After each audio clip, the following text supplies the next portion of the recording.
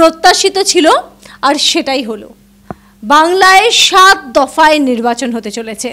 উত্তরপ্রদেশে যেখানে 80টি সিটে লড়াই হতে চলেছে, সেখানে পশ্চিমবঙ্গে 42টি। তাহলে দুটো জায়গাতেই 7 দফায় কেন? ইতিমধ্যেই প্রশ্ন উঠছে পূর্বা। একদমই তাই, কারণ আজকে নির্বাচন কমিশন জানিয়ে দিয়েছে যে ভোট আসলে শুরু হচ্ছে কবে এবং শেষ হচ্ছে কবে। তো এর আগে কিন্তু বারংবার আমরা দেখেছি যে বঙ্গের শাসক দল অর্থাৎ তৃণমূল কংগ্রেস কিন্তু এক দফাতেই ভোট চেয়েছে, আর বিরোধী দল যেহেতু বঙ্গের প্রধান বিরোধী দল বিজেপি, তারা কিন্তু বারংবার প্রশ্ন করে এসেছে যে না, এক দফায় না, অনেকগুলো দফায় করতে হবে। আর সেই অনেকগুলো দফা কিন্তু দেখতেই পাচ্ছি যে 7 দফাতেই হচ্ছে। 2019-এও যেমন 7 দফাতে হয়েছে, আর এই 24-এও 7 দফায় হচ্ছে। রহস্য এখানেই লুকিয়ে রয়েছে, যেটার রহস্য ভেদ করতে চাইছে আমাদের বঙ্গের শাসক দল। প্রশ্ন বারংবার তুলছে যে উত্তরপ্রদেশ বিহারের মতো পশ্চিমবঙ্গের তো আসন সংখ্যা না, তাহলে কেন হচ্ছে এখানে? সেই নিয়ে কিন্তু নানা রকম রহস্য আসছে।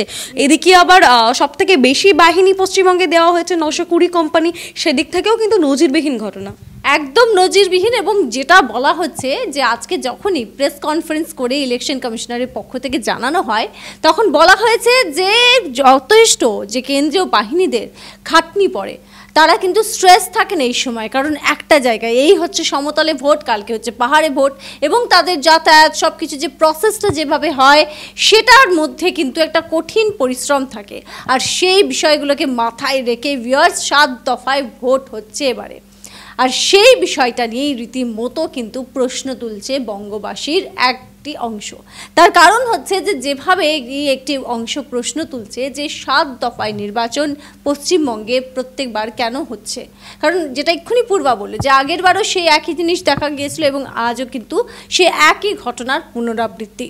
এমনকি ইলেকশন কমিশনার এই প্রেস কনফারেন্স চালিয়ে তিনি কিন্তু স্পষ্টভাবে আরও একটা কথা বলেছেন যে কেন্দ্রীয় বাহিনীদের বসিয়ে রাখা যাবে না। আমরা দেখেছি পূর্বা যে নানান সময় কিন্তু এই অভিযোগ এসেছে, শাসক দলের পক্ষ থেকে অনেক সময় এসেছে, কখনো বিরোধীদের পক্ষ থেকে এসেছে, যে অনেক সময় দেখা যায় যে কেন্দ্রীয় বাহিনী সেটা কিন্তু তাদেরকে কিন্তু বসিয়ে রাখা হচ্ছে, ঠিকঠাক ভিজিলেন্সটা হচ্ছে না। সেক্ষেত্রে আজকের এই কথাটা যথেষ্ট তাৎপর্যপূর্ণ নয় কি? একদমই তাই, কারণ নির্বাচন কমিশন যে প্রথম আমাদের রাজ্যে এসেছিল, যে প্রেস কনফারেন্স হয়েছিল, তখনই কিন্তু বলে দেওয়া হয়েছে যে নির্বাচন কমিশনার কিন্তু ভোটের দায়িত্ব পুরোপুরি কিন্তু ছেড়ে দিচ্ছে রাজ্যের উপর। রাজ্যের প্রশাসনিক কর্তারা এই প্রথমবার কিন্তু প্রশাসনের হাতে থাকছে, জেলা সুপার থেকে শুরু করে প্রশাসনই কিন্তু সমস্তটা দেখভাল করবে। আর কেন্দ্রীয় তদন্তকারী যে রয়েছে, কেন্দ্রীয় সংস্থা যারা রয়েছে সিআরপিএফ, তারা কিন্তু ভোট যাতে ঠিকঠাকভাবে হয়, ভোট পরবর্তী যে অশান্তি সেই সমস্ত যাতে না হয় সেই জন্য দেখভাল করবে। একদম, আমরা এর আগেও দেখেছি ভিউয়ার্স, মনে আছে নিশ্চয়ই আপনাদের, যে যখন ইলেকশন কমিশনারের পক্ষ থেকে বৈঠক করা হয়েছিল তখন বারবার বলা হয়েছিল যে হিংসার কোনো জায়গা কিন্তু থাকবে না, কোনো রকমভাবে অশান্তি নয়, শান্তিপূর্ণভাবে ভোট করতেই কিন্তু মরিয়া, এবার উদ্বেগ রীতিমতো বলা যেতে পারে ইলেকশন কমিশনের মধ্যে। আর সেটা কিন্তু আজকে এই সাংবাদিক সম্মেলন করেও স্পষ্ট করে দেওয়া হলো, খুব নরমে গরমে কিন্তু বুঝিয়ে দেওয়া হলো কি যে কোনো রকম অশান্তিকে কিন্তু প্রশ্রয় দেওয়া হবে না। এবং সেক্ষেত্রে আজকে দেখা গেল যে ইলেকশন কমিশনার তিনিও কিন্তু একদম অন্যভাবে, কখনো দেখা গেল যে তিনি কিন্তু কোনো পদ্মর একটা দুটি লাইন শুনিয়ে তিনি কিন্তু বলছেন, বোঝানোর চেষ্টা করছেন, তাই তো একটা বার্তা দিতে চাইলেন তিনি।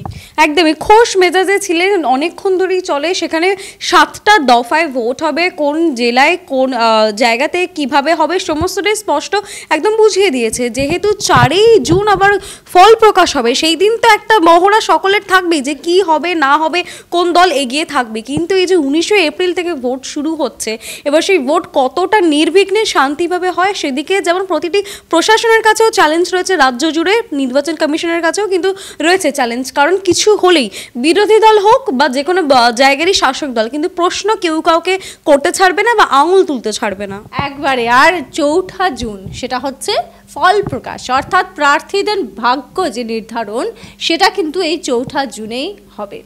সুতরাং এবার যে ইলেকশন কমিশনের পক্ষ থেকে যা যা পদক্ষেপ নেওয়া হয়েছে, 7 দফায় ভোট, এই সমস্ত কিছু, আর বাংলার সঙ্গে বিহার এবং উত্তরপ্রদেশ হচ্ছে সঙ্গী, সেক্ষেত্রে কতটা শান্তিপূর্ণ ভোট করাতে সফল হয়, যেভাবে মরিয়া হয়ে উঠেছে ইলেকশন কমিশনের পক্ষ থেকে তাদের দেখা যাচ্ছে তাগিদটা, সেটা তো সময় বলবে। আর সমস্ত আপডেটের জন্য আপনাদেরকে কি করতে হবে, সাবস্ক্রাইব করে নিন ডিজিটাল খবরিলাল। এখানে খবর মানেই হচ্ছে খবর আপনাদের, নজর আমাদের। ডিজিটাল খবরিলাল, খবর আপনাদের, নজর আমাদের।